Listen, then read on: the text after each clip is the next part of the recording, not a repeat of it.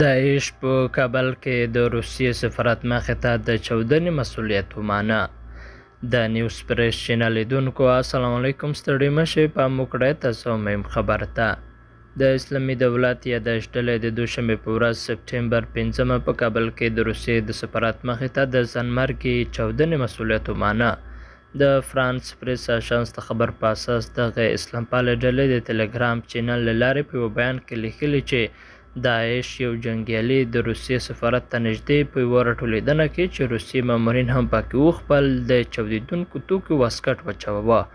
داعش ادعا کړې ده چې د دوی په ځانمرګي برید کې 25 تنه وژل شوي او ژوبل شوي دي.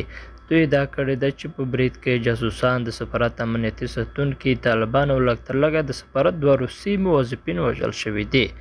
په دې چاودنه کې د روسیې سفارت د 2 کارکوونکو په ګډون 6 تنه پکې وژل شوي دي. د روسیې دولتي اژانس د خبر له مخې چاودنه د سفارت دروازې مخې ته هغه وخت وشوه چې یو روسي ډیپلوماټ په دروازه کې د ویزې اخیستونکو د نومونو د اعلانولو لپاره راووت.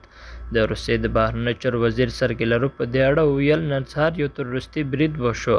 زموږ د سفارت د قونسلي برخې مخې ته یو ناڅرګند اورپکي چاودېدونکي توکي واچول. زموږ 2 همکاران مړه شول. موږ سمدستي اقدامات وکړل چې د سیمې امنیت خوندي کړو. نوموړي هیله ښودلې ده چې د دغه برید عاملینو ته به ژر سزا ورکړل شي، خو نه دي ویلي چې برید چا کړی دی. د طالبانو د حکومت د امنیه قماندانۍ وایند خالد زدران ویلي چې برید په ځایي وخت د سهار شاوخوا 11 بجې د کابل ښار په 8 امنیتي حوزه کې د روسیې سفارت سره نږدې شوی دی او یو ځانمرګي هدف ته له رسېدو مخکې له منځه وړل شوی. هغه ویلي چې په برید کې زموږ 4 هیوادوال او 2 تنه د روسیې سفارت کارمندان وژل شوي دي. په برید کې شاوخوا 10 تنه نور ژوبل شوي هم دي. قدرمنو دوستانو، له ملتیا مو مننه.